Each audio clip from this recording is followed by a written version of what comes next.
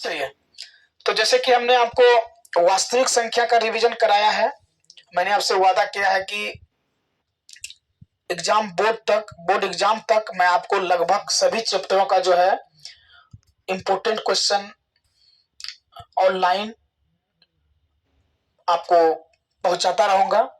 बस आपको दो काम करना है कि इससे आपको सीखना है। सिर्फ वीडियो को देख करके, ऐसा नहीं कि वीडियो देख लिए बस हो गया। आप वीडियो को देख करके उस सवाल को एक बार बनाने की कोशिश कीजिएगा, नहीं बनेगा फिर उसको देख के बनाइएगा, तो हमको लगता है कि बहुत हद तक जो हमारा मेहनत है वो सफल हो जाएगा। तो आइए, समय ज्यादा नहीं लेते आपका। वास्तविक संख्या के बाद हमारा दूसरा चैप्टर है बहुपद। तो बहुपद में जो सबसे इंपॉर्टेंट क्वेश्चन है, मैं आपको एक बात और बता दूं कि अधिकतम जो क्वेश्चन है ना, एग्जाम्पल से भी रहता है आजकल, क्योंकि नंबर ऑफ क्वेश्चन बढ़ गया। 100 नंबर का जब हो गया ऑब्जेक्टिव, है ना, फिर उसके बाद सब्जेक्टिव आपको है 30 2 नंबरिया, है ना, 8 है 5 नंबर का। तो 2 फेज में एग्जाम होती है। तो कहीं कहीं हम पहले ही बताए हैं वीडियो के जरिए से कि नंबर ऑफ वीवीआई जब बढ़ता है ना, तो बहुत सारे क्वेश्चन को जो ना आपको टच करना पड़ेगा। तो ये एग्जाम्पल का क्वेश्चन है बहुपद का, बहुत इंपॉर्टेंट क्वेश्चन है। देखिए, मेरा कहने का मोटो यह है कि यही क्वेश्चन, इस टाइप का कोई भी क्वेश्चन पूछ सकता है।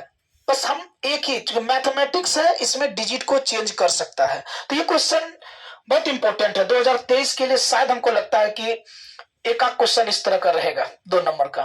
तो आइए हम क्वेश्चन पहले बताते हैं आपको कि द्विघात बहुपद x square plus 7x plus 10 का शून्य ज्ञात करें, है ना, और शून्य तथा गुणांकों के बीच संबंध स्थापित करें। तो आपने सबसे पहले कि हमने जाना है कि बहुपद को जो px कहते हैं। ये px हमको दिया हुआ है, जो हमने लिख लिया है। अब देखो, शून्य ज्ञात करना है, इसका मतलब है कि px का वैल्यू 0 लेना है। That means x square plus 7x plus 10 equal to 0।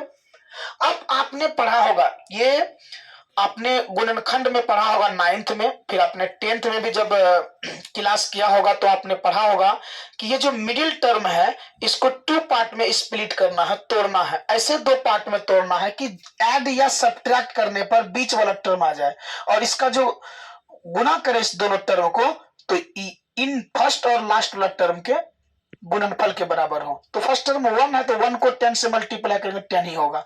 तो 7 को हमको तोड़ना है, तो हमने तोड़ा है 5x प्लस 2x।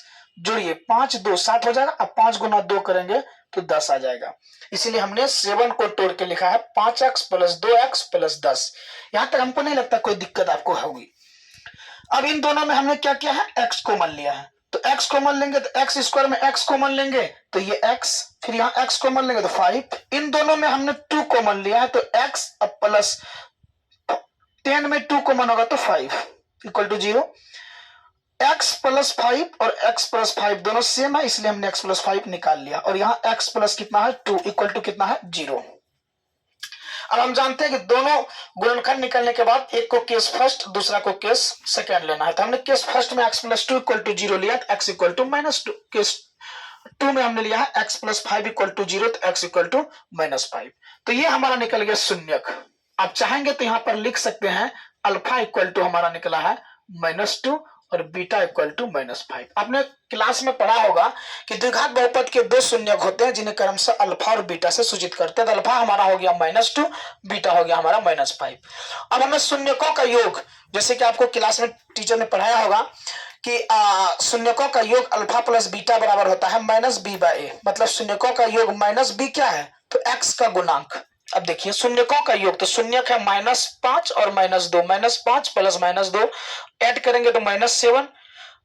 नीचे हमने कुछ तो 1 डाल सकते हैं, तो माइनस अलग कर ली। ये 7 देखिए यहाँ पर इसका गुणांक है x का, इसलिए हमने लिखा x का गुणांक बट्टे, यहाँ देखिए x स्क्वायर का नहीं कुछ तो एक गुणांक माना जाएगा, तो एक के बदले हमने लिखे x स्क्वायर का गुणांक। यही है, शून्यकों का योग बराबर हमको दिखाना है -x का गुणांक बट्टे x स्क्वायर का गुणांक।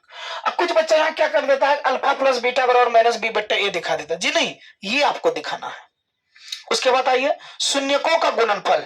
तो शून्यकों का गुणनफल क्या होगा, तो एक शून्यक मेरा है -5 और -2, तो -5 गुना -2 -10, नीचे में नहीं कुछ तो 1। 10 देखिए यहाँ क्या है, सॉरी -5 माइनस गुना माइनस प्लस हो जाएगा 10/1। यहाँ 10 देखिए क्या है, अचर पद है, एक नहीं कुछ तो क्या लिखेंगे x स्क्वायर का गुणांक।